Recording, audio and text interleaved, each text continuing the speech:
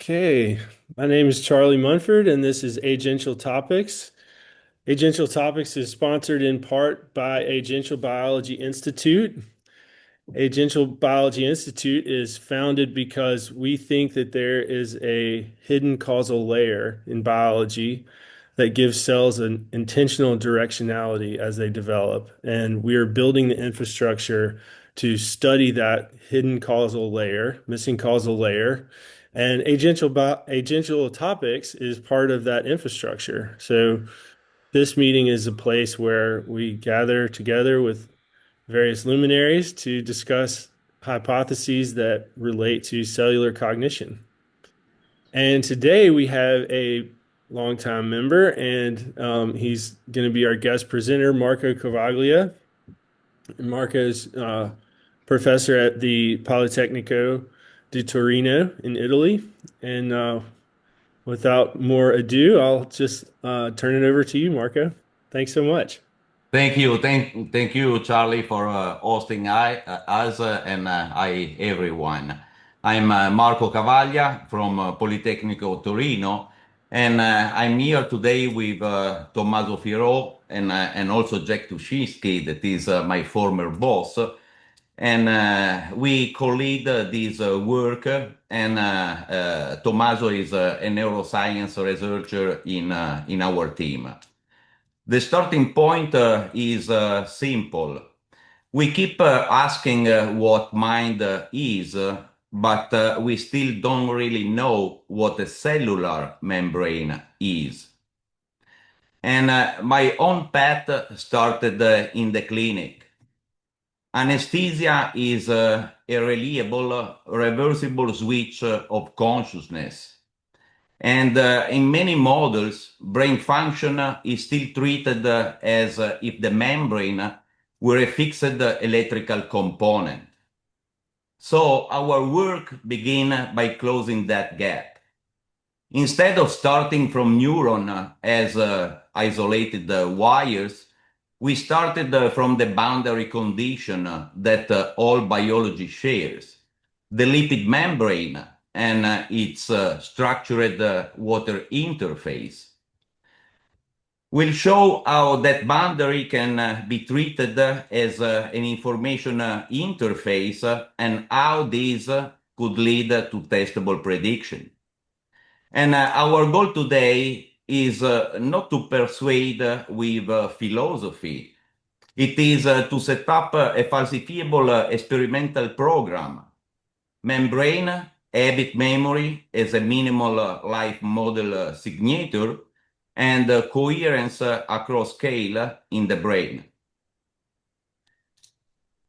So each life form is susceptibility to anesthesia. And take this quote as a provocation, not as a literal law. The underlying point is anesthesia works across organism, context, and time scale, and it works reproducibly.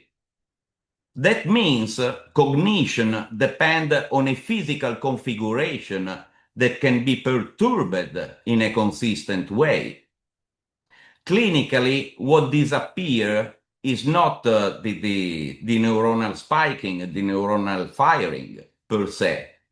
What collapses during anesthesia is integration, unified perception, continuity of time, agency, and coherent self-modeling.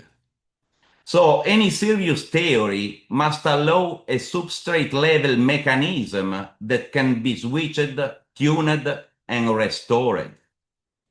This is why anesthesia is a gift to cognition-first biology. It gives us a controllable perturbation. And the job here is to identify what changes in the substrate when cognition is switched off and on. And so, historically, the first strong clue was the link between anesthetic potency and hydrophobicity. And so now let's revise this carefully. And here is what I mean by the elephant in the room. We still don't have a practical, dynamic, high-resolution understanding of neuronal membrane lipid composition, especially across compartments and states. So neuronal membrane are not uniform sheet. Soma, dendrites, and axon and synapses can differ markedly in lipid composition and in domain structure. And that matters because lipids set a boundary condition, packing, stiffness, curvature tendency, dielectric property, and most importantly, the dipole potential of the interface. So the mainstream storyline focus on protein and channel because they are easier to name and manipulate. But the membrane's phospholipid and cholesterol landscape is the medium that set what those proteins can do and how signal couples across electrical, mechanical, and field domain. So the claim here is very modest and very practical. Before we make grand claims about mind, we should treat membrane composition as a first-class variable. Now, how does the clinic point back to the membrane? The classic correlation is the Meyer-Overton. So we use it, but we also learn from its failure. And let me make the clinical bridge very concrete. Volatile anesthetic are hydrophobic molecules. They are held at the steady concentration in vivo. And the Meyer-Overton says that potency roughly correlates with lipid solubility. And many anesthetic partition into membranes, and the more they partition, the more likely they are to anesthetize. But then, as you can see, come some outliers, meaning that there are some highly hypophilic molecules that do not anesthetize or produce, on the contrary, a paradoxical excitation. And this tells us something extremely important. It is not just a membrane perturbation in a generic sense. It is the mode of perturbation, how the molecules perturb membrane order, hydration, dipole potential, domain boundary, and coupling to embedded protein. So we don't need a false choice between membrane versus protein. The membrane is the first transducer, the boundary condition. The protein are the functional machinery operating within that condition. The correct question becomes then, which perturbation collapse global integration and which do not? And to make this concrete, we look at measurable membrane physics. And we started with stiffness and bending behavior. And this slide captures the key payoff. Anesthetic measurably reduce the bilayer bending modulus. The bending modulus is the membrane's resistance to being curved. So when it decreases, the membrane becomes softer and easier to deform.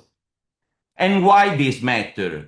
Because curvature is everything in biology, from vesicle to synapses to dendritic spine to endocytosis process.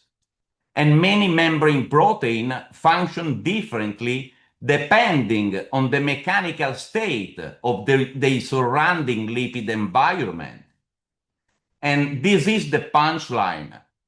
You see a decrease in bending stiffness and the magnitude track hydrophobicity. But you also see why the story is not trivial. The non-anesthetic outlier can still alter mechanics. So mechanics alone isn't the whole explanation, but it is a measurable, controllable lever. Now, we should still be precise. A change in stiffness alone does not explain consciousness, but it gives us a measurable handle.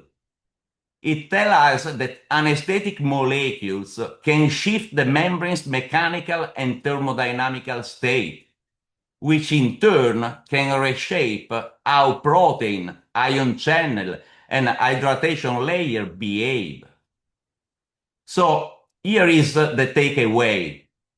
Anesthesia provides a controlled way to map a clinical phenomenon, that is loss of consciousness, to changes in the physics of a soft material interface that are the membrane. And this is exactly the kind of bridge we need between clinic and theory. And now let's step back for a second and see what must a biological membrane be able to do irrespective to the brain. This is where we separate composition from function. The slide is about the universal job description of membrane.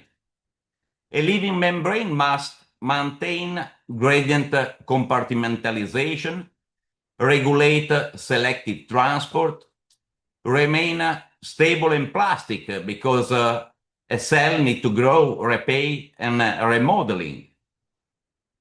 A membrane must couple to water and protein, and more crucially, must enable information flow across the boundary. In other words, a membrane is not just a wall. It is an active interface that converts one kind of input into another. Chemical into electrical, electrical into mechanical, mechanical into field effect, and back again. And that is why membranes are the natural candidate substrate for history dependence. If you want a minimal system that can learn in any physical sense, the boundary is where learning must leave a trace. And how lipids change the physical behavior of the boundary. A minimal material science fact change everything. Saturated tails pack straight, unsaturation introduce kinks, and cholesterol fill the gap and reorder. That means composition directly change packing, order, and mechanical response. So when we say membrane, we are not talking about a uniform sheet. We are talking about a tunable material where composition sets the physical constraint for everything embedded in it. And that tunability matters for computation and control. A tunable interface can filter signal, set time constant, create domain, and stabilize pattern. And these are the ingredients of habit-like dynamic. So we treat lipid as a functional variable, not as a background chemistry. If we want to understand cognition as an embodied process, this is where the embodiment lives. Now we show how we moved from this intuition to quantification via molecular dynamics. And this was our early step. We use molecular dynamic simulation to connect lipid composition to measurable structural and mechanical proxy. The goal is not to pretend that molecular dynamics solved the whole brain. The goal was to create a bridge, composition towards structural parameter versus mechanical response, to generate hypotheses about coupling to electrical and field dynamics. And this is the same strategy we use it clinically. Take a real phenomenon, anesthesia, find the physical level, membrane physics, and build a model that can be tested in a lab. Now I will try to summarize the most relevant output, bending and diffusion as lever for dynamical responses. Dendrites and soma support the highest electromechanical load and do not depolarize. Only the axon does in a neuron. So neuronal membrane may differ in composition between soma and synapses and axon.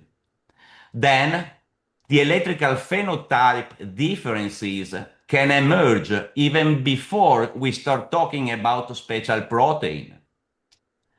And our working hypothesis is that different neuronal compartments behave like different membrane materials.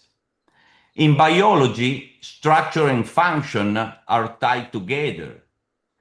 Somata and synapses are not just functionally different, they are compositionally different. And if that's true, then the electrical phenotype differences may arise not only from channel expression, but from lipid boundary condition, mechanics, charge distribution, and mesoscale organization. So one quantitative output we can compute is the bending modulus, because curvature and deformation, as I just said, are core to membrane function. And this is the key mechanical lever, the bending modulus Kc. You have to think of Kc as the membrane resistance to being curved. So it tells how stiff or soft the bilayer is as a physical interface. And what matters here is that the Kc is not a constant. It shifts with cholesterol content and with lipid compositional complexity. When the bilayer stiffness or softness, several downstream things change at once. How embedded protein and ion channel explore conformation, how curvature couples to local charge and dipole distribution, and how stable lipid domain and microdomain can become over time. So the causal chain is very simple and very powerful. Composition to mechanics to functional constraints. And what we see is that somatic and synaptic membrane can occupy distinct mechanical regimes, meaning that different neuronal compartments may literally operate on different physical boundary conditions. And this is exactly the point where purely classical electrophysiology become underpowered. It assumes a fixed substrate. But if the substrate itself shifts mechanically and thermodynamically, then the computational rules of the game change too. And let me be very clear. Hodgkin and Huxley is one of the greatest achievements in neuroscience. It gave us a language to describe excitability, and was able to transform the action potential from a mystery into an equation. So this is not a critique to the Hosking and Huxley. It's a recognition of what their model was designed to and what it was never designed to do. The Hosking and Huxley treat the membrane like a circuit, a capacitor here, a resistor there, and a set of ion channels that behave like voltage-dependent conductances. And that abstraction is unbelievably powerful, but it comes with a cost. Because once you reduce the membrane to a circuit, you are implicitly saying that the membrane is essentially two-dimensional, and it is basically static. And what matters most is the ionic current, not the evolving physical state of the membrane itself. And that's the key issue. In the real brain, the membrane is not a perfect sheet with fixed property. It is a three-dimensional, heterogeneous soft materials. Its composition changes from soma to dendrite to synapses. It contains microdomain. It bends. It transitions between phases. It couples to water. It couples to protein. And it has a dipole potential. And more importantly, it lives in thermodynamics. So if we are asking not just how the spike propagates, but how does a brain generate meaning, memory, perception, consciousness, then we cannot keep the substrate frozen, because high-level phenomena demand a substrate that can do at least three things: store structure over time, transform signal non-linearly, and integrate information across scale. And here is the part that the classical Hosking and Huxley cannot naturally include: geometry, because curvature and thickness matter, especially at the dendritic spine; thermodynamics, because membrane dissipate energy, change phase, and operate far from equilibrium; plus the compositional variability, because a membrane rich in cholesterol and sphingolipid is physically a different object from a membrane rich in polyunsaturated phospholipid. And finally, electromechanical waves, including solito-like excitation, where electrical activity is inseparable from mechanical deformation.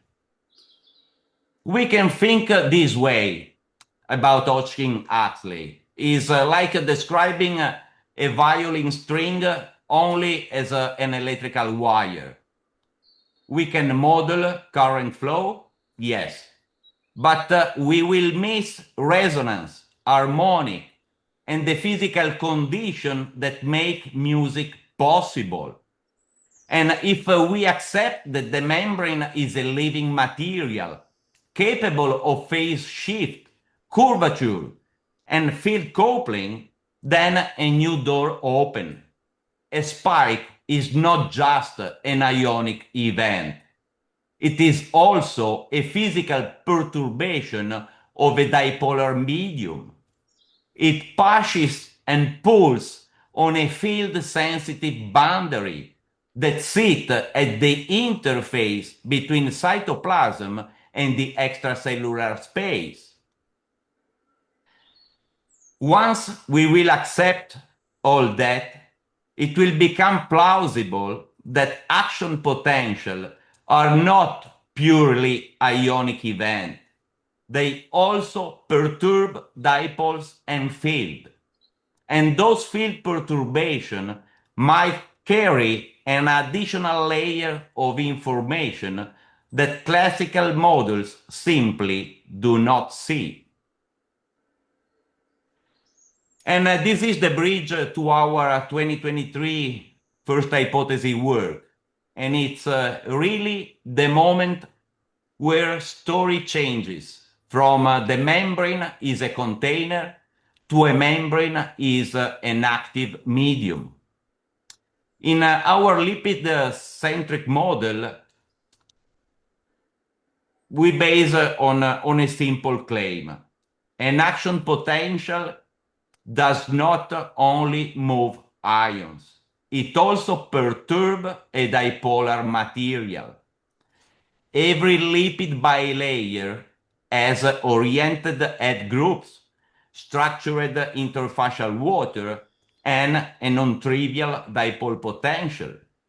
So when voltage changes rapidly, you are not just opening and closing channel. You are dynamically stressing a polarized interface. Under suitable condition, and by suitable I mean appropriate membrane composition, phase state, hydratation structure, and local geometry, those dipoles can respond collectively, not as independent molecules, but as a coupled oscillators. And when coupled oscillator lock phase, they produce something new, coherent dipole oscillation. And coherent dipole oscillation inevitably generate electromagnetic field component, not as an add-on, but as a physical consequence of polarization dynamics. Now, if neurons are firing in isolation, those fields remain local and noisy. But when neurons fire synchronously, even modest field contribution can begin to interfere, constructively or destructively. And that interference can generate structured spatial pattern. And that's the key conceptual step.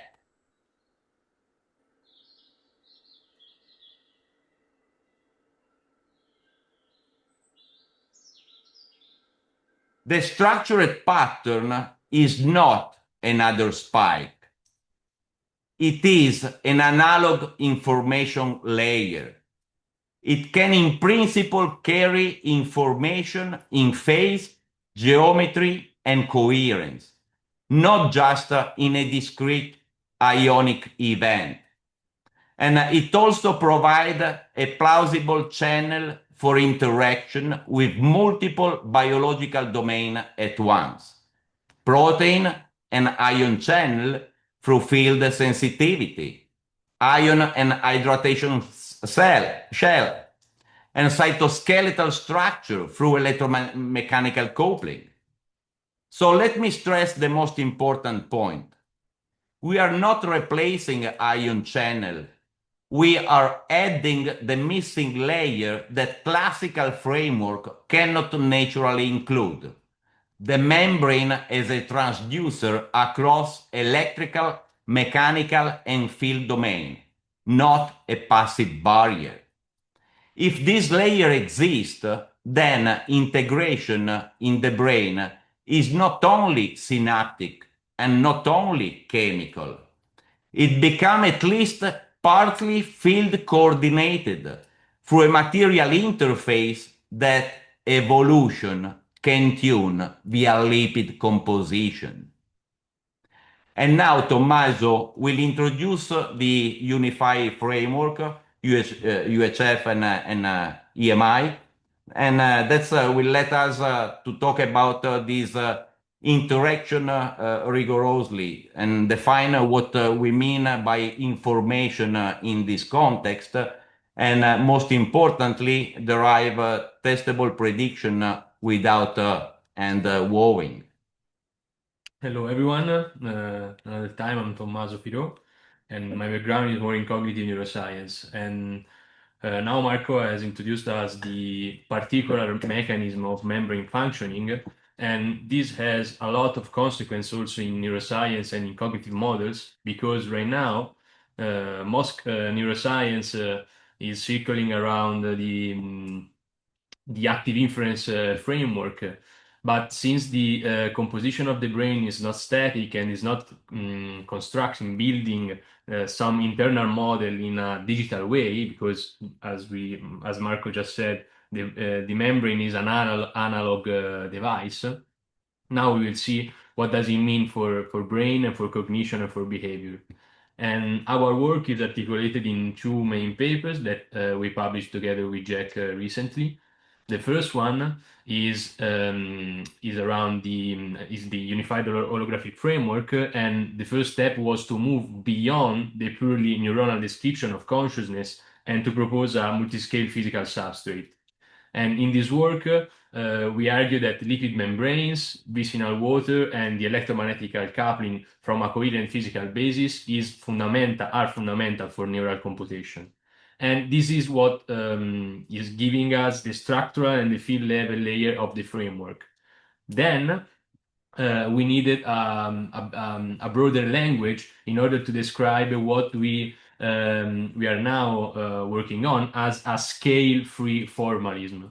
For scale-free formalism, we mean that it's something that is repeating across scale across layers, from the biological one, from the cellular one to the systemic one. And the key idea is that cognition is not inside just one part of the brain, but it emerged from dynamic transformation between the energetic oscillation, the material substrate, and the informational patterns.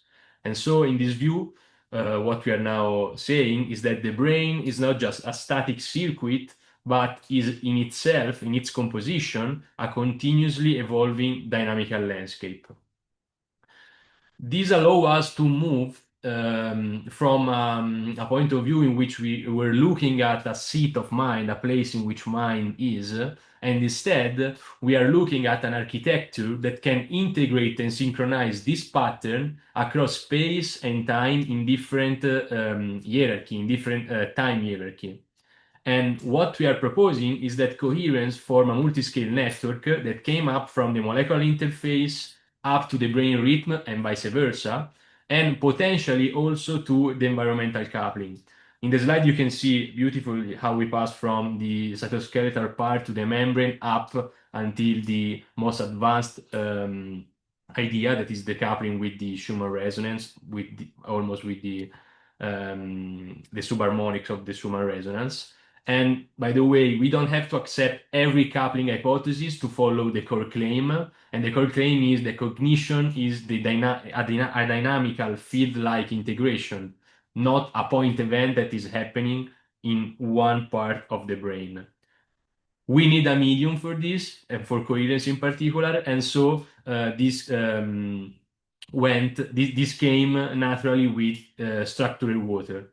We believe that vicinal water, that is the water structure at the interface, is not just bulk water, and it can have different ordering and relaxation properties, and this can amplify weak bioelectric and photonic signals.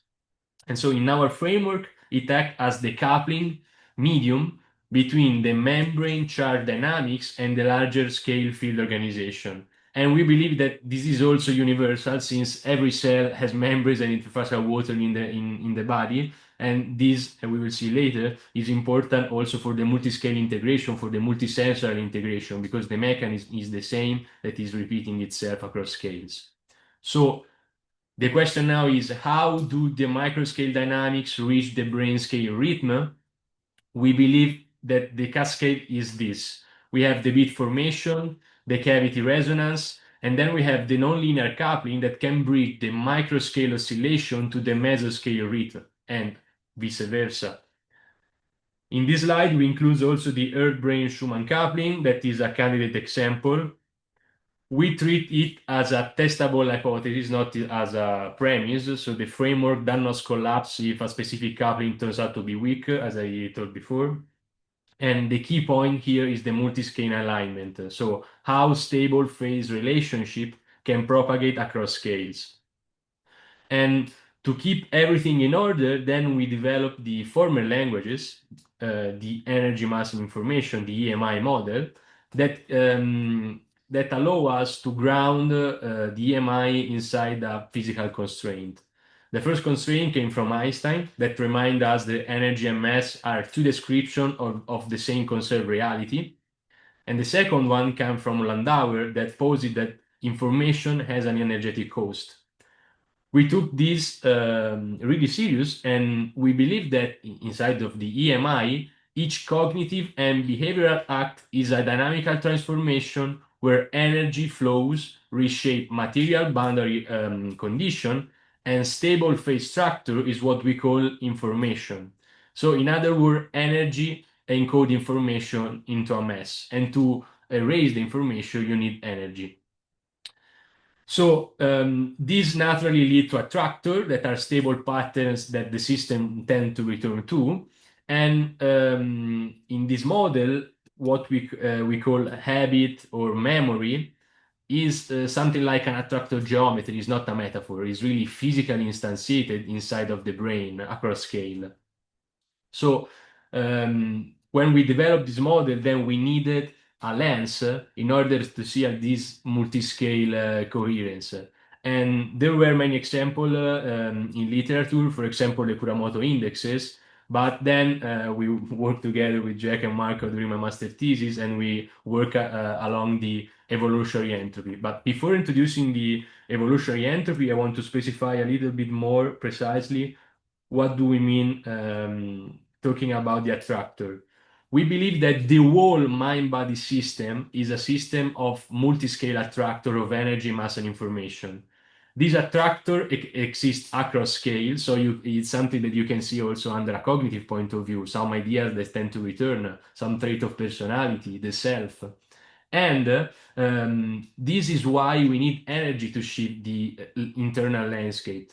If you want to talk about the psychology or the psychotherapeutical setting, you need energy to change the informational and energetical landscape that then push the system to reframe also the structural information. And so we believe that change is non-linear. I was talking about a lens that we are now actively testing right now, that is the evolutionary entropy. And the evolutionary entropy was developed by Lloyd Demetrio, that is an evolutionary biologist from Harvard University. And this is something that we find really useful because the concept of entropy is somehow misunderstood inside of biological systems because the classical entropy is good to describe inanimate matter, but then in cells we have metabolism, we have life, and life change everything. So when we are speaking, when I say evolutionary entropy, I'm not speaking about disorder, because evolutionary entropy is the statistical measure of cooperativity inside a living system. So basically, the higher the evolutionary entropy is, the higher are the path or the coordinate that the system can take in order to respond to an external perturbation. And this is important because one of the core ideas inside of the evolutionary entropy is that we can talk also about directionality. And so the system evolve toward configuration that optimize stability and adaptability, but under energetic constraint. So we keep it modest. We are not claiming that a single law can describe mind or can describe cognition, but we're using evolutionary entropy because we think that this is a good reason to expect that robust, habit-forming coherence architecture are formed and that are preferred from a certain system. Then we wanted to test it, and that's what we are doing right now. And this is just is more simple than what we are actually doing on real data. By the way, the idea is that we can model each neurons as an oscillators and each brain region as a system of oscillators. And so in order to test evolutionary entropy on real data, you need a temporal sequence of brain states that repeat across time, and of course a time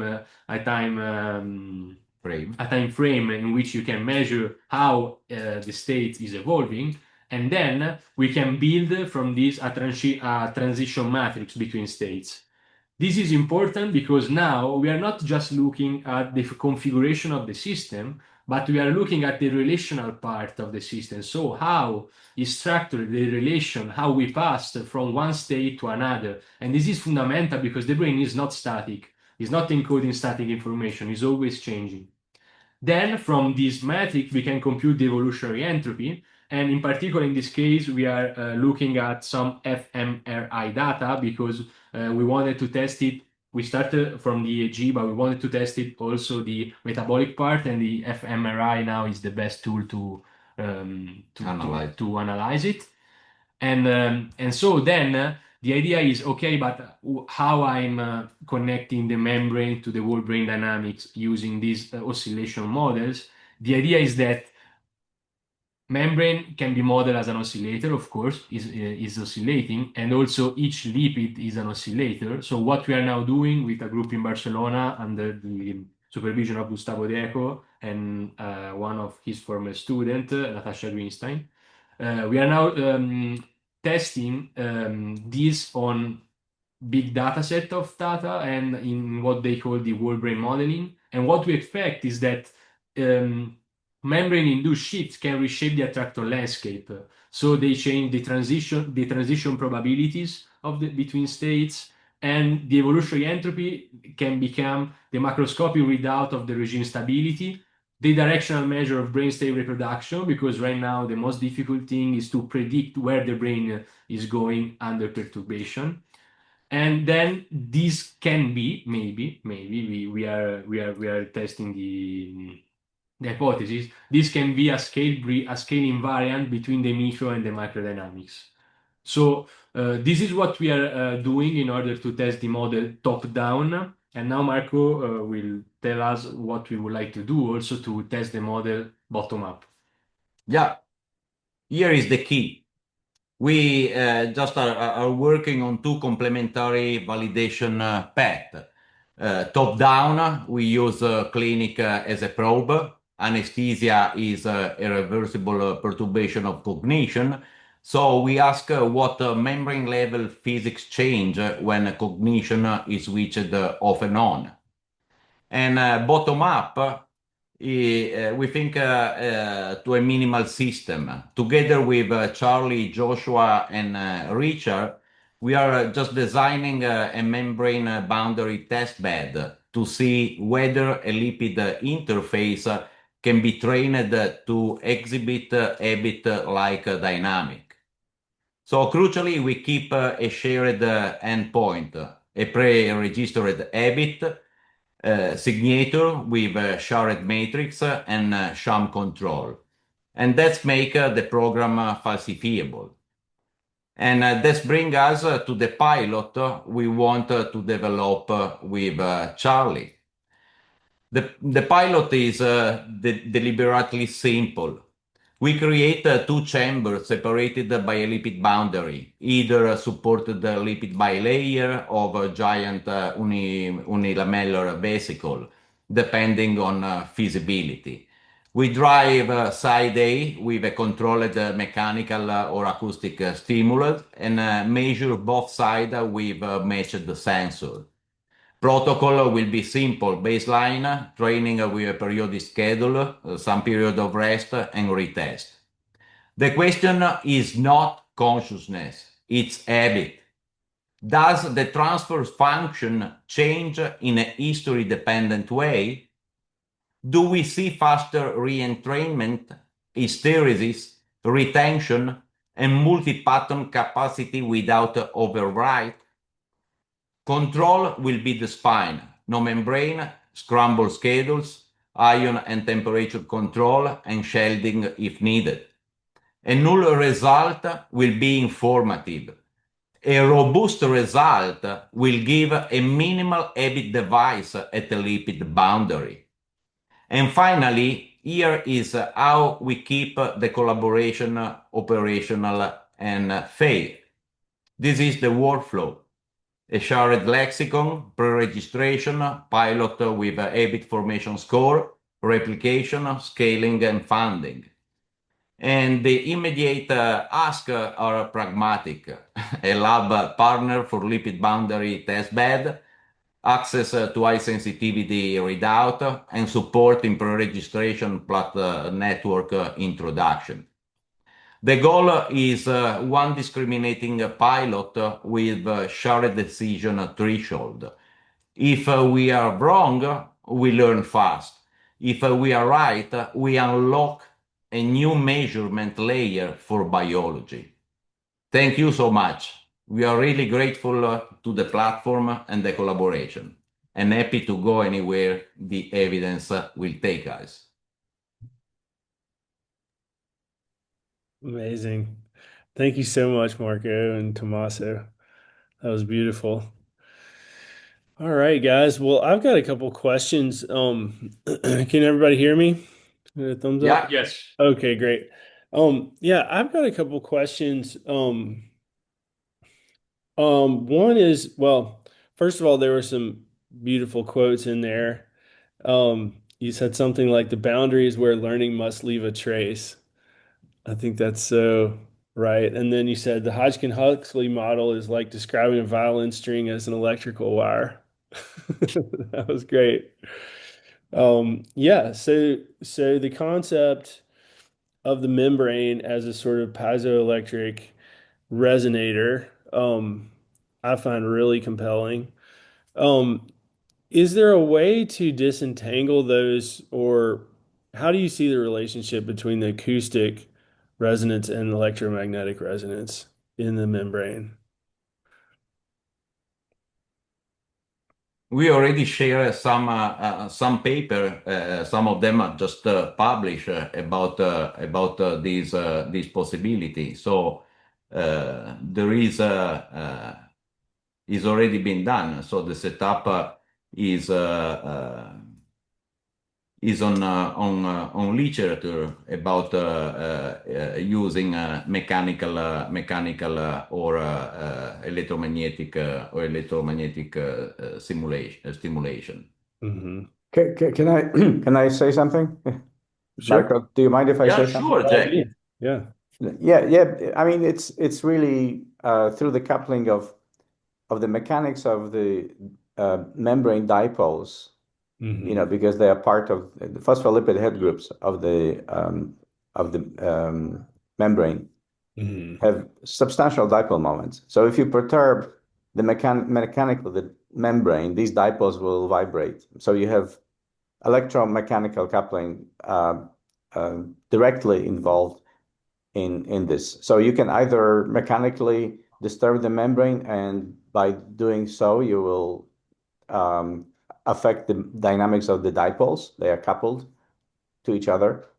Or vice versa, you can send an electromagnetic wave, which will disturb the dipoles. By this, you will cause membrane oscillations. So it's a very direct connection.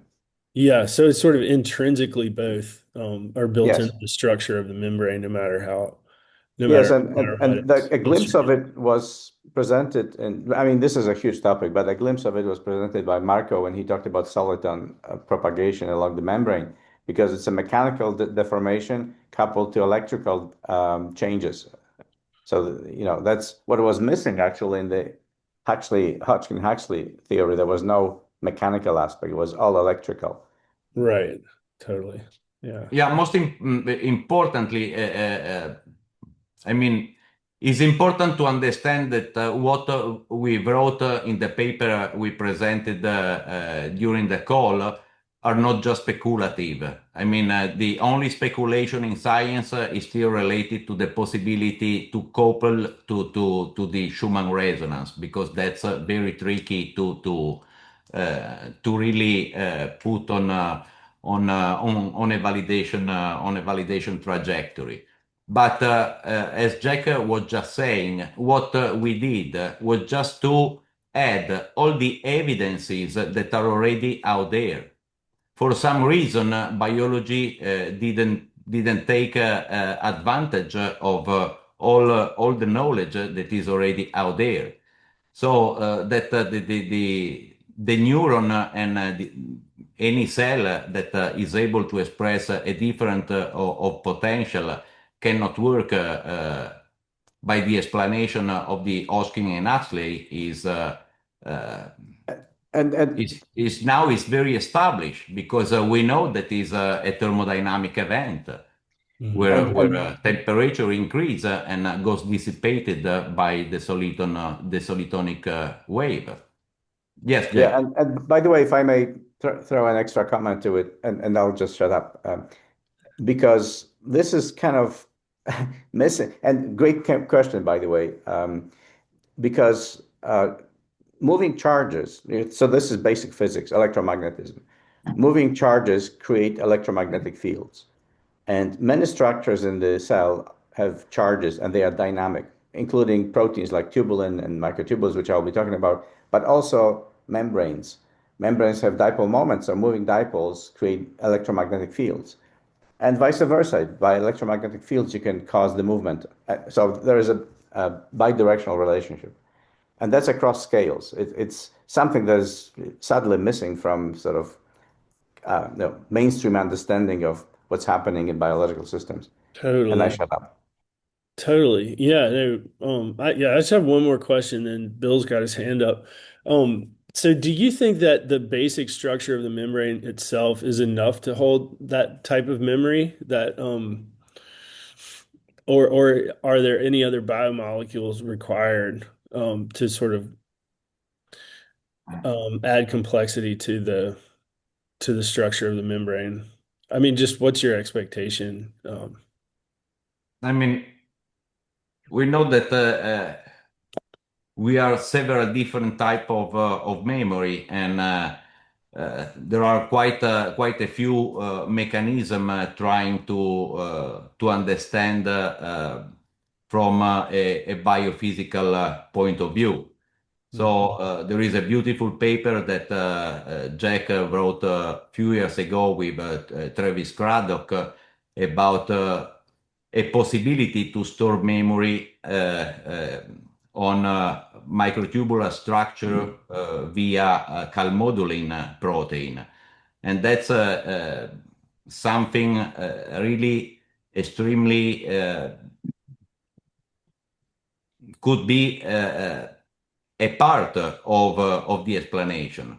But for sure, having the possibility to understand the fluidity of this landscape that can change according to the composition in itself, but can change according to information that are coming from the outside and the inside, really give us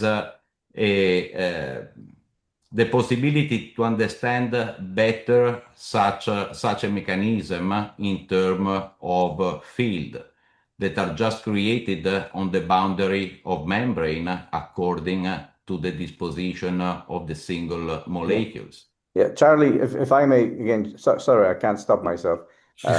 But I think we need to have a separate conversation about memory because, in my opinion, memory, a single word covers different levels of memory, fast, slow, long term, short term, and Totally. many types of biological memory can be identified, including, of course, information stored in DNA and mutations and epigenetics, all of that kind of layers upon layers of memory. And what Marco said about microtubules is another layer where you can actually store terabytes of memory easily. In fact, the entire history of your life can be stored in microtubules if that's how it works. But also membrane changes, everything that has I would say hysteretic behavior of some kind, so irreversible changes can be considered to be memory. All right, I really shut up now. Amazing.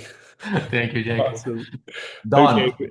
Bill's got a question, and then I've got a question to read from Joanna, who's in the library. I have a comment which will conclude with a question. First, I want to say this is brilliant work.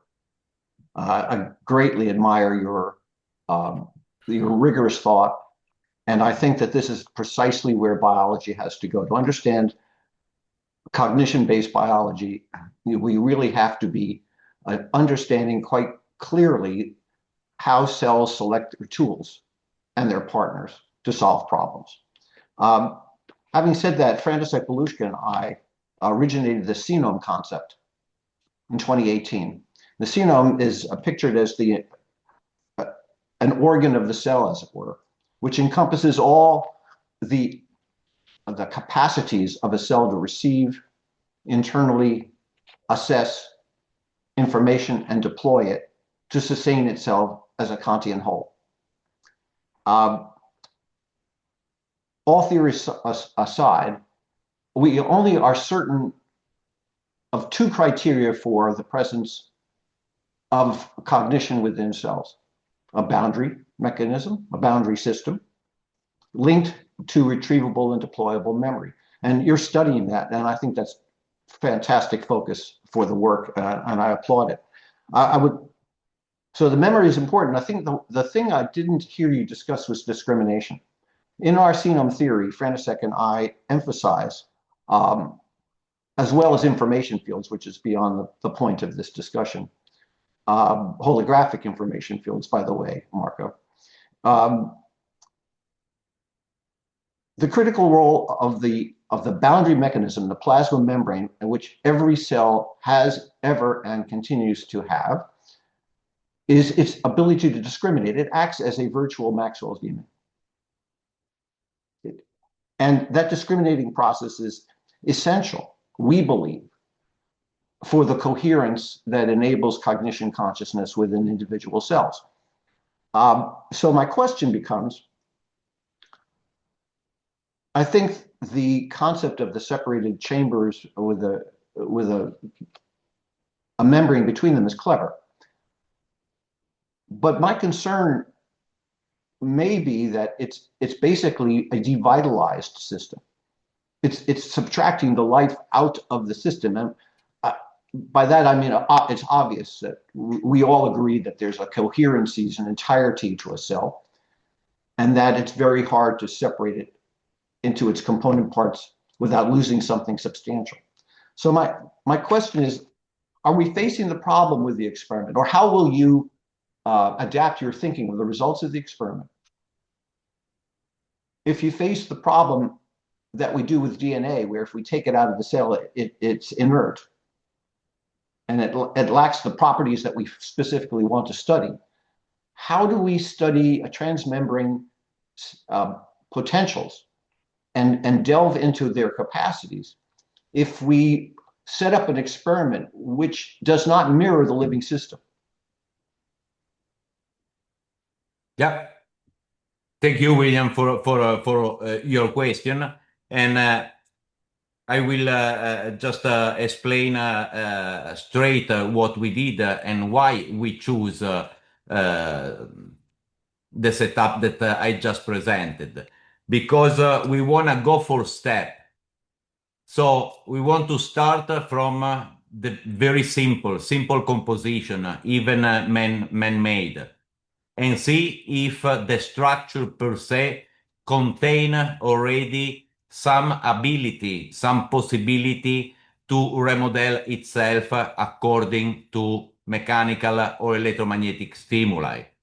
According to the result, we will increase layer of complexity till work on real tissue, on real cell. But in order to do not have confounders, we need to do this process by step, starting with membrane with a known composition, and then adding layer of complexity according to the result that we are going to achieve. No, I see that. I don't disagree. I guess my feeling would be I would be far from discouraged if you don't end up with the results that you hope for most.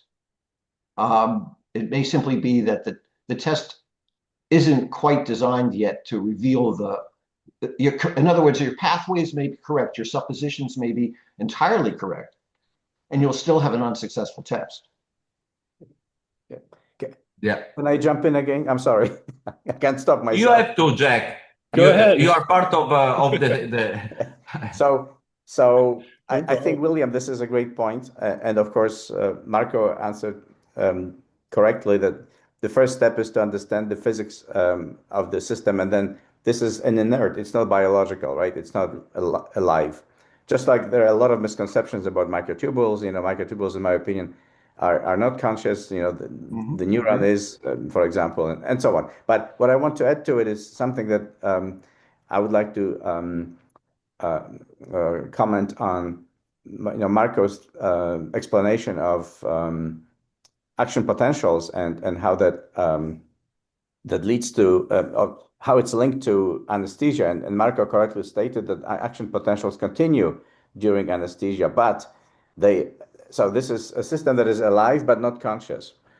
And so there's a further hypothesis then that the rate of arrival and the amplitude diminishes, and that leads to the loss of coherence. And that is another kind of avenue that we can explore in the future, namely how that can be physically modeled using something like the Firaux theory, which actually, where biological coherence is dependent on the rate of energy supply. So a system may be alive, that means produces metabolic energy, but if it's not delivered fast enough, then there is a loss of coherence. And, by extension, that means, in our case, loss of consciousness. So that anesthetics could do this, and that they could do this by, as Marco very correctly explained, changing the mechanics of the membrane. So if it becomes softer, just like if you play an instrument, string instrument, guitar, violin, you know what happens when you adjust it, right? If you lower the tension in the string, you will not play anything meaningful. You have to tighten the string, right? And then use the frets and all that. So if you tighten the string, just like the membrane is tight, but anesthetics soften it, and then you don't have the tune coming out of it, so to speak. That's a metaphor. Thank you. Jack, I completely understand what you're saying. I agree. I just live in an inverse world, and my thinking sometimes goes into directions that are inapparent to some. There is one way to model or to investigate differences in membrane potentials in a living system through anesthesia. One thing that is underappreciated, you said something that really stimulated me, an organism that is unconscious. Well, that's true. Unconscious at the suprasensorial, aggregated cellular level. But if you live in my world, in which every cell is cognitive, conscious, deliberative, problem-solving, decision-making, there are levels of anesthesia that are well known. In fact, they guide our treatment from light to profound. And furthermore, even in profound anesthesia, when you're having the most difficult complex cardiac surgery, there are trillions of conscious cells operating within this unconscious organism, what we label unconscious. After all, kidneys are functioning, but peristalsis is continuing. A whole range of living activities continues to support the living organism. Respiration has to be maintained, but almost all other vital activities don't. So my point would be that I think the experiment you're going to do is vital, and I think it's a brilliant idea. But there are also ways to go about it if we change our frame of reference to truly understand a consciousness-based, a cognition-based biology from start to bottom, as true holobionts, as true Kantian wholes. Thanks so much. Thank you, William. Awesome. Yeah, I have some more thoughts about that too, but I want to move on to Joanna's question. She says, fantastic work, Marco. Am I right to say that your model of consciousness works on what some call the flashlight consciousness, that is, consciousness of something? It seems extremely well articulated in the sense that EMI links information to mass and energy and makes embodied consciousness tenable. Do you have any thoughts on how to proceed with regards to floodlight consciousness? That is, consciousness itself, not of something, subjective consciousness, which is heavily discussed in experiential, phenomenological, and mystical experience, as well as in psi phenomena, near-death experiences, etc., where mass and energy seem not to be required for consciousness. Also, have you contacted Nick Lane? He might be interested in providing the lab or collaborating. He was moving in the direction of studying consciousness slash anesthesia with mitochondria slash membranes. Can you please share PDF of this talk also? Thank you for your work. Really fascinating. Hope to see you again in person soon. Thank you. I think I can answer to the EMI part of the model. Hi, Anna. First, I mean, my background is not in physics. By the way, everything is energy, so it can't happen something without energy. And plus, what we call the floodlight consciousness. I think what we are trying to do is to frame consciousness inside a physical substrate. This is not materialism. It's just to say this is something that has to exist. And so then there are, I mean, a lot of personal opinion, a lot of assumption that one can say. Maybe effectively consciousness is the ultimate substrate of the universe, is this infinite light without mass and energy.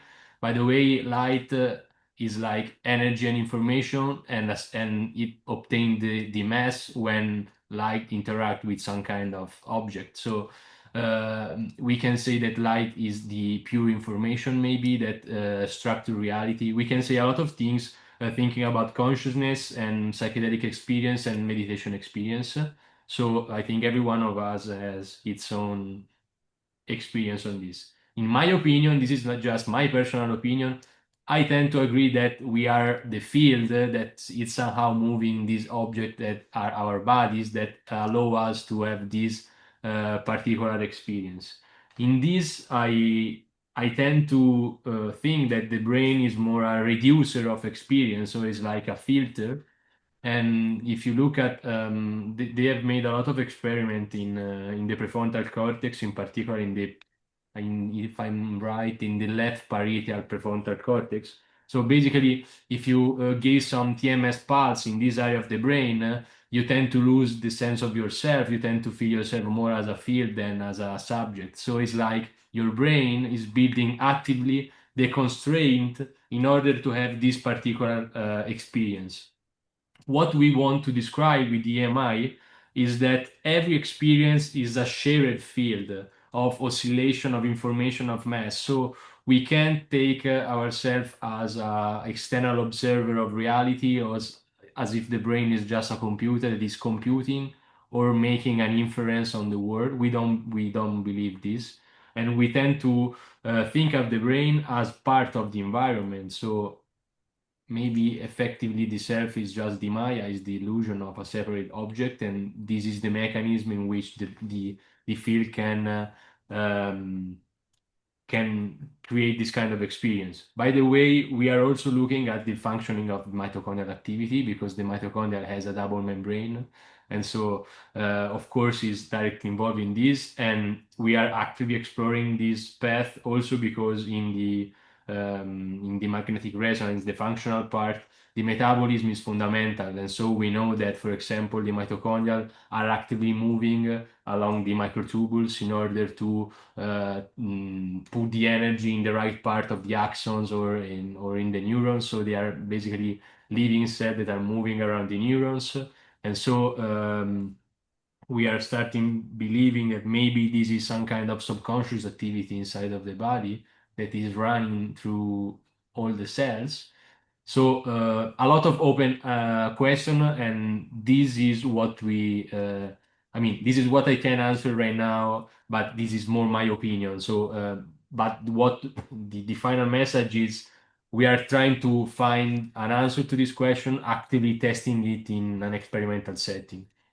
And if I can add from a biophysical point of view, all these questions we are really trying to answer starting from the point that William Miller just raised a few minutes ago, meaning all these processes goes on and on from prokaryotes all the way to us.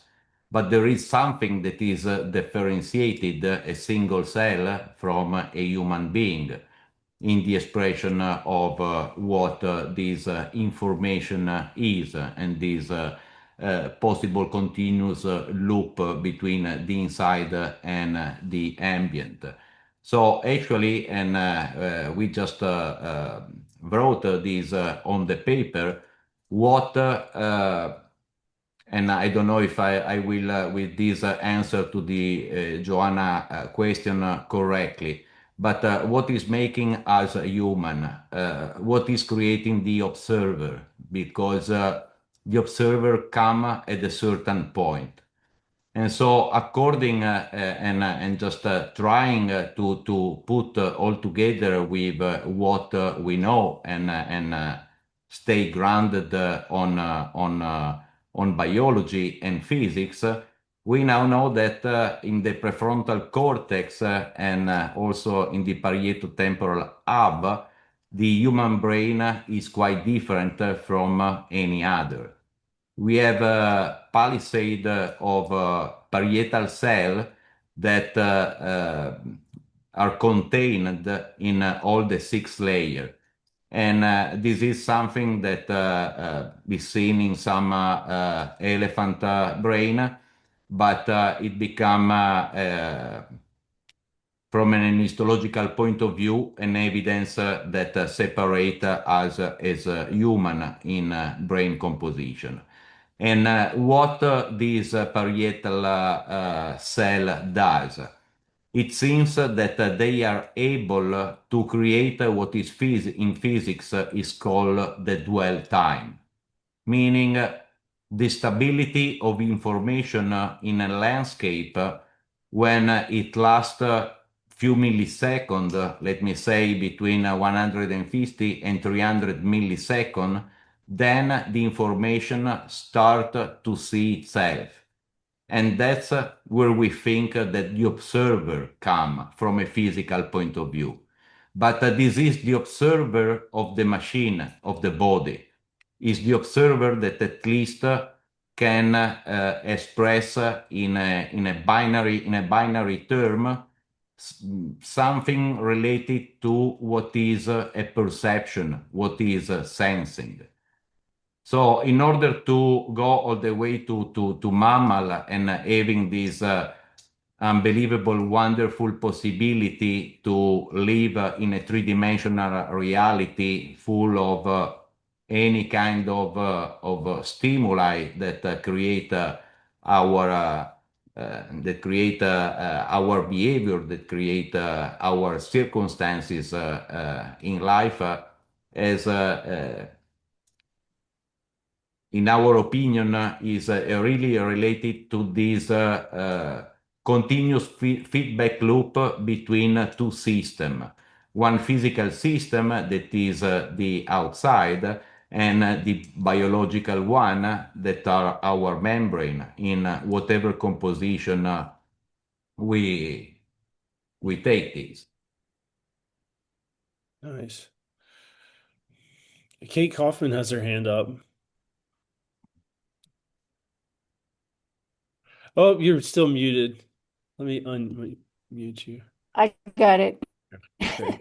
I can't see anybody because his beautiful screen is still up. But first of all, this is brilliant and beautiful. Thank you so much, both of you. Thank you. And Jack, don't stop interrupting. What you're adding is really brilliant as well. Let's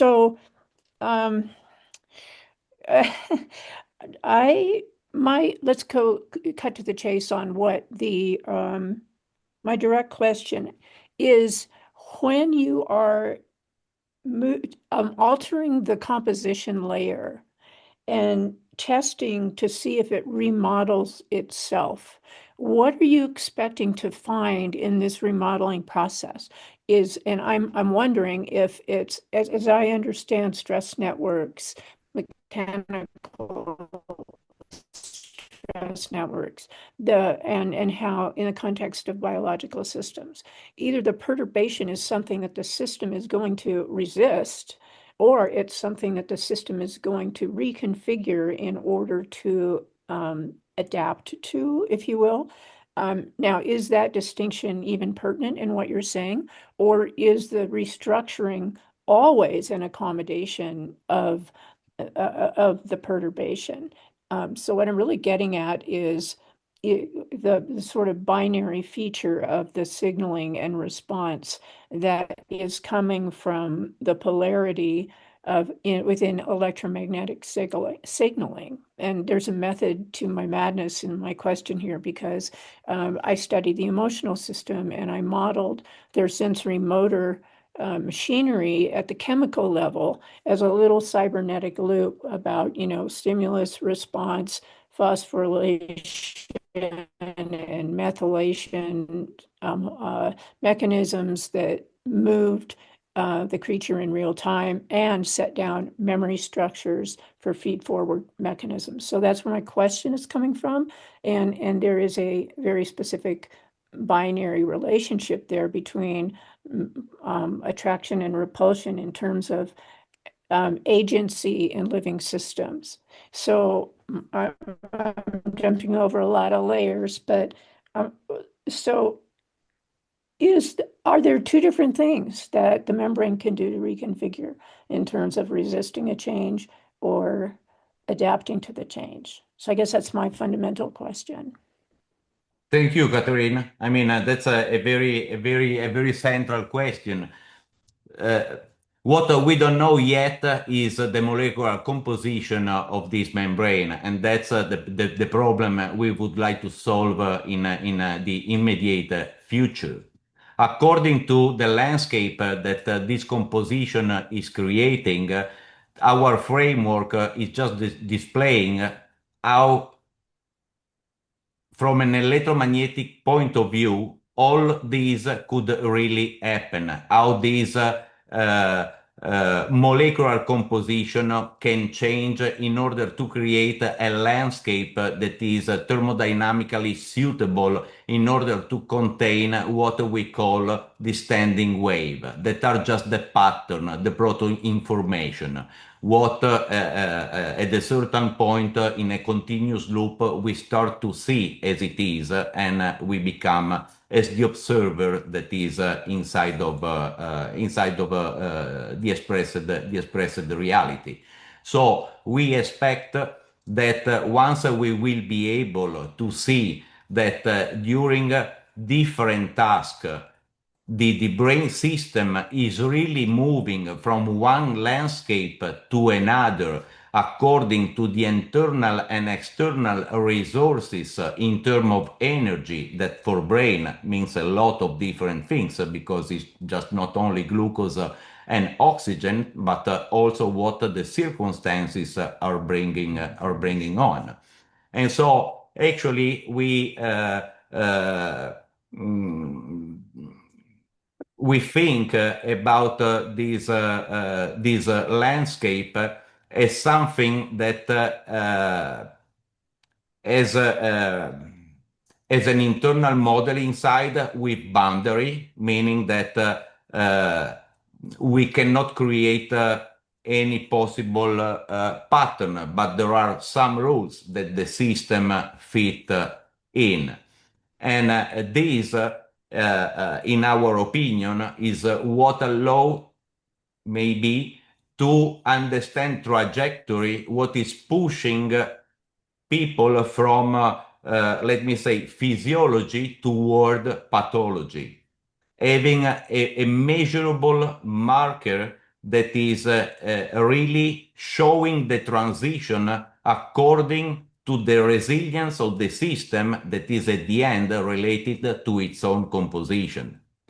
There is a beautiful paper by a past friend of ours that is Massimo Cocchi on suicide, and he did a study on don't remember the amount of patients, but were all specimens from brain of dead people after suicide. And were more than 15 years ago when he did the study. But it was really into the membrane lipid understanding. And what he found, he was able to clusterize people that suicide from those that do not by the percentage of linoleic acid that in suicide goes under 16%.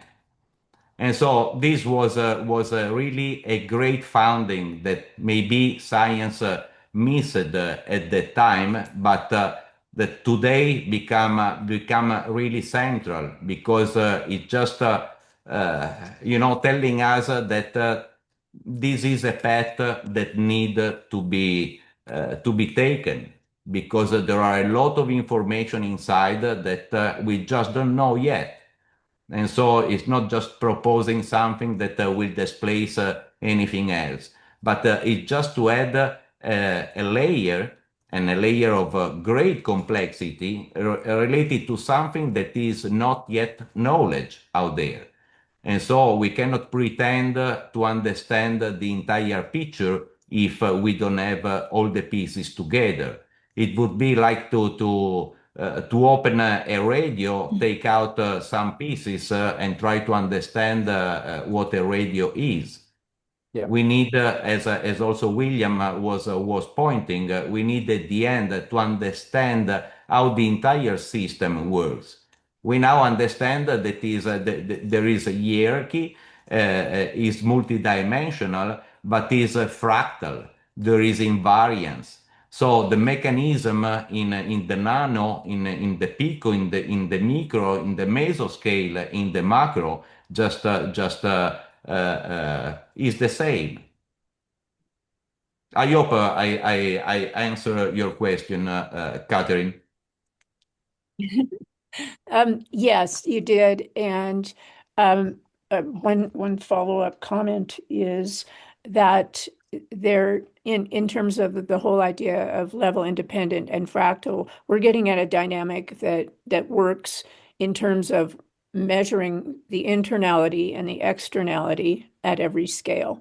And the thing that I think is a little bit missing here is that an organism is constantly responding to its environment. So the external inputs, outputs are really central. But what you're doing is actually getting at the deepest layer of the regulatory mechanisms that show up higher in our stress chemistry.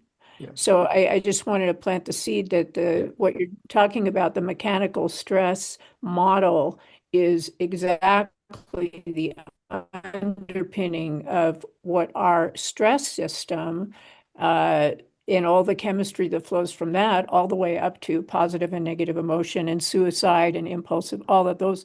I started out in clinical psychology, so I'm with you on that. But that the chemical line all the way up is the stress chemistry. But that when we get about in our environments, there's two kinds of stresses. And in fact, the active inference model talks about surprisal when there's something new in the environment. But in our real world, some surprises are really good, some surprises are really bad. So the binary kind of piece of information that's being mediated Yes. by the membrane is Yes. literally an evaluation of what's good for me or bad for me. Yes. And that Yes. is a measurement of the internality of the system versus the externality of the system.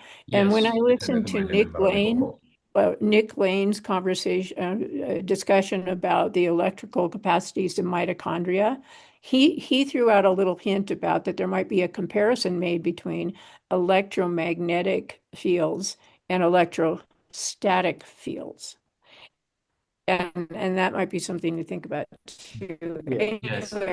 What you're doing is brilliant. Keep up the good work, because you're giving me an extra layer of sensory information that Thank you. cascades all the way up into our experiences, positive and negative emotional categories. So thank you. Thank you.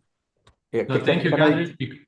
And Jack, just take one one? thing, just one thing, Jack, about the active inference. We are reframing what is now called the active inference as the active interference, and it's literally physics. It's based on which is the phase of the wave inside of the membrane. So basically, if the waves are in antiphase, they tend to disrupt the interference. If not, they tend to augment the interference. And this is something that is being demonstrated also, for example, in the visual system. They took these virtual glasses with two different type of flickering in the brain, and then they were measuring the evoked potential in the visual cortex. And if the flickering was in phase, the evoked potential was higher. If the flickering was in antiphase, the evoked potential tend to be not zero, of course, because then the brain put other kind of stimuli, but it goes up low, near zero.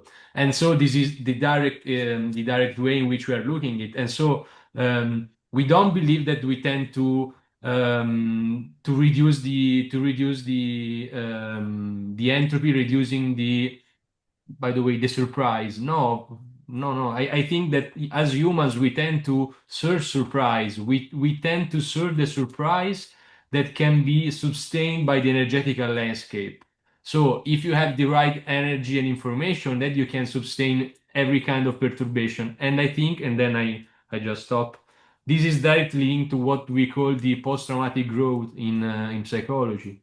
So, what is a trauma and what is not a trauma? Two people that has been exposed to the same kind of stimuli can answer in two different, completely different trajectories. And we see that after the treatment, a lot of people who has experienced trauma tend to develop an higher resilience. So basically, it's like you have taken all this kind of perturbation and you were able to transform it and to transform yourself literally inside of your your membranes and your structure. So it's like now I'm more resilient. And then I stop this. I leave to Jack. Just Okay. one final comment. One of the things that I've come to, I've been reading a lot about different things that are happening in terms of mechanical stress models and all that. And I think the key concept, particularly with your really important contribution of resonance, is that what the living system is really trying to attain is coherence. And there are two ways of that a system can respond. And one of them is expansive coherence, in that the network sort of expands to accommodate. And the other one is contractive coherence, where you get more of that resistance. But these are the two adaptive responses, if you will, by a living system that would show up in the reconfigurations of the membrane that you're looking for. And I think that would be really brilliant to see evidence of that, because there is a bridge all the way up to our, the complex information that we receive through our entire genome, as Bill puts it. Anyway, this is really brilliant. Thank you all. And thank you, No, thank Jack. you for your Thank you. suggestion. That was a great comment. That was amazing. Thanks, Kate. Totally awesome. Can I jump in with one follow-up on this? So I want to link what Marco was telling you about the membrane composition and Massimo Cocchi's hypothesis, how that links to various neurological disorders, including suicide. And the mechanistic but dynamic connection or explanation of this would be that when you change the composition of the membrane in some kind of unfavorable manner that leads to, let's say, suicidal ideation or schizophrenia or things like that, this may result in this holographic image formation that has a distortion, because the dipoles of the membrane, which do not properly cohere, they give you a distorted image of the view of the world. So, okay, that's it. Thank you. Thank you, Jack. Thank you, Jack. Thank you. I have one more. I wanted to kind of restate something that I thought I understood from your presentation and make sure I have it right. So what I'm hearing, and as we talk about the levels of consciousness, and the profundity of anesthesia, it reminds me that, there's just so much we don't know, about the different types of information processing, aka resonance, that we were proposing in cells. But what I think I'm hearing you say, Marco and Tommaso, is that, okay, yeah, they're different levels, and you know, obviously they're all connected. Maybe they're all the same thing, but anyway, there's some of them that keep going when anesthesia is applied, that are maybe like deeper, more intrinsic, forms of resonance or whatever. But there's also like at the very top, there's these special structures that have evolved to presumably enhance the type of resonance that's always going on, and that's these pyramidal cells that are in humans and in elephants. I love that it's elephants, but anyway, anyway, all the way down at the very bottom is where this experiment proposal is, which is all the way at the other end, which is basically, you know, the fundamental structure, this piezoelectric structure of the membrane, that gives us this, you know, direct coupling between dipoles and direct coupling between electromagnetism and acoustics. Um, so it seems to me that that one, all the way down there, what Bill was asking about it being, you know, the experiment might not work because it's outside of the biological context. Well, it seems to me if it doesn't work outside the biological context, then it won't be explanatory, right? Do I have that right? And do I have that hierarchy? Is that the way you see that hierarchy, sort of? No, I see William just scrolling the head, and I agree with William because I think like William does, meaning that we really need something alive in order to have the transducer of the wave function we are talking about.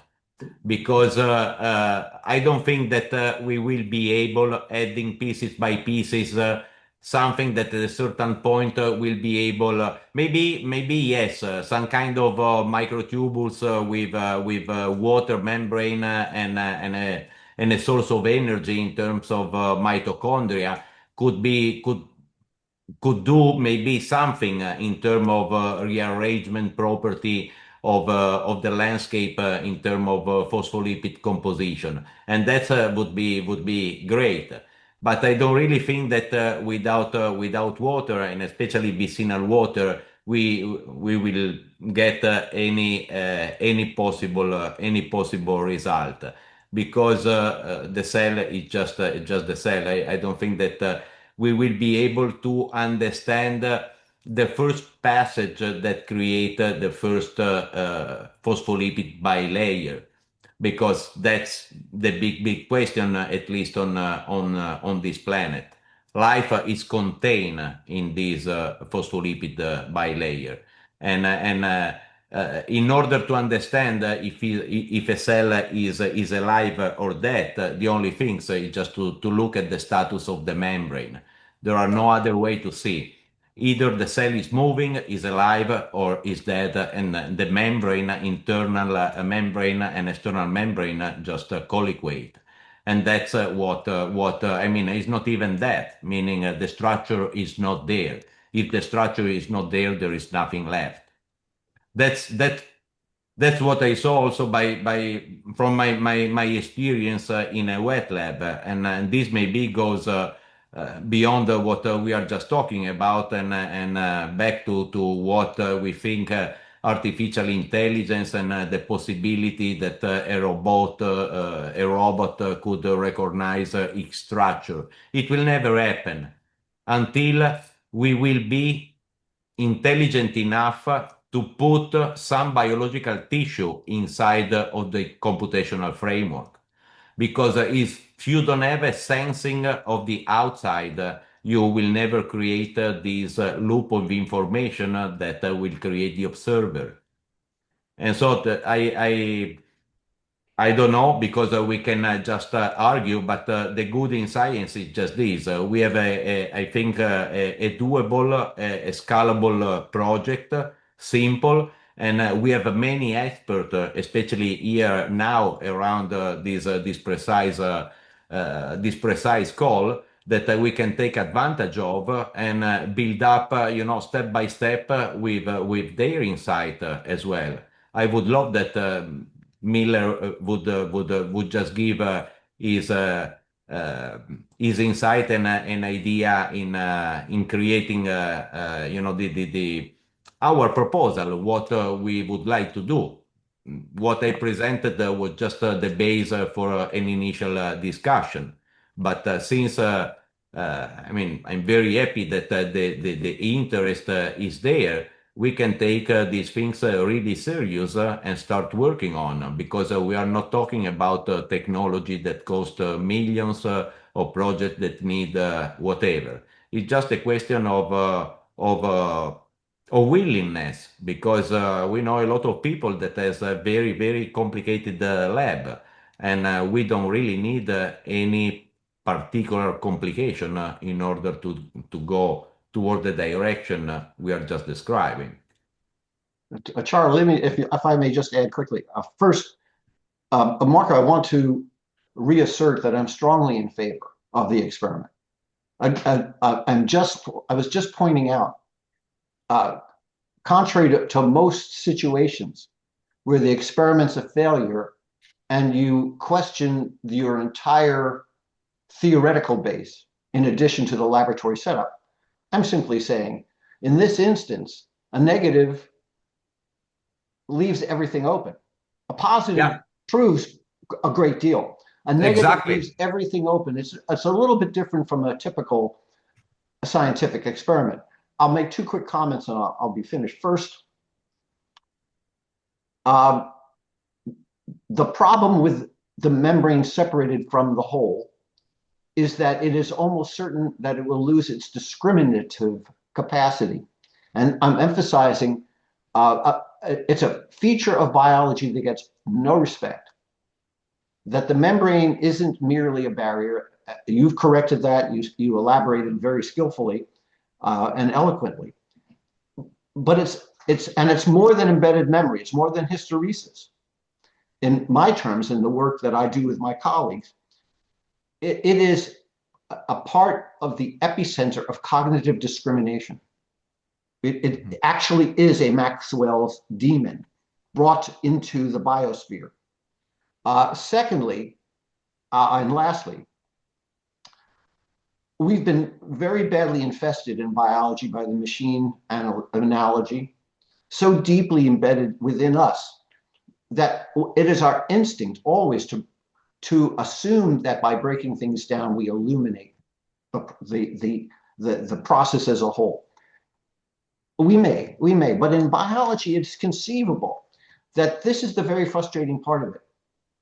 It's a failure of our imagination to absolutely understand the wholeness of it, the entiretyness of it.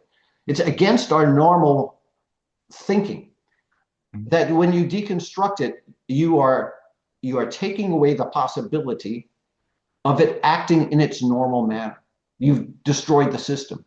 When you meddle with the membrane, you destroy the system. And the system is how we are connected to external reality. That's how we create our internal representation through infolipoiesis. If you shift it, you may critically change it. So I totally support the project. And actually, I thought I was delivering a hopeful thought, which is your results may be much more, maybe just as important negatives as positive. Thank you, William. That's. I mean, I could I could not go at the end with anything better than what you just said. Thank you so much. Wonderful. Amazing, guys. Yeah, we've got is this a question from Ali or is this just a comment? Oh, okay. All right. Okay, great. Okay. I'm sorry, Ali, we didn't talk too much about the holographic part of the framework, but maybe it will be another talk, because it's very long part in order to discuss, especially in terms of physics, and definitely we need to do that with Jack as well in the group. But I mean, I hope there will be the occasion, so we can go towards that direction in order to address better than what we have just done. I would love that. And also, this talk has been very inspiring for me. I'm thinking a lot about in geophysics how we can think of the crust sort of as membrane. And like I would be very interested in having a discussion of the physics and how we can think about kind of nested oscillators doing this like intermediary transmission of information between interior and exterior. And I mean, this is up for philosophical debate, but the way we study geophysics is as though it is purely a physical system. But I still think in some way we can at least like metaphorically say that there is an interiority to the Earth and its surrounding system. And yeah, so very cool to see this. And in earthquakes, we study the mechanical side a lot. Largely what we're studying is just acoustic data. And I feel like the electromagnetic side is really missing from the equation, also because it's difficult to study on a large scale, as you know, with Schumann resonance. But it's been interesting to hear sort of your thought about that feedback loop. And yeah, I'm very grateful and inspired. So thank you. Thank you, Ali. Thank Thank you. you so much. Fantastic. Well, guys, this has been a wonderful meeting. Unless anyone else has any other questions, I think we've had a great discussion, and just want to thank everyone so much for being a part of it and bringing your best ideas and your best thoughts and being so responsive to one another. Joanna wants to know, where can we find more about this work and keep up with it? Where can Marco, where can they look to learn more about your lab? Sure. I just receiving some messages, and so I will share All the all materials. the material related to the topic. Yes, we have And also the link in the presentation for the papers and all the background, so it's everything here. Fantastic. Great. Yeah, I'll link the papers, and I'll link Yes. your slides and everything when I send the link to the recording. Thanks so much, guys. thank you. Thank Thank you you. to all of you. Fantastic. Bye bye. But,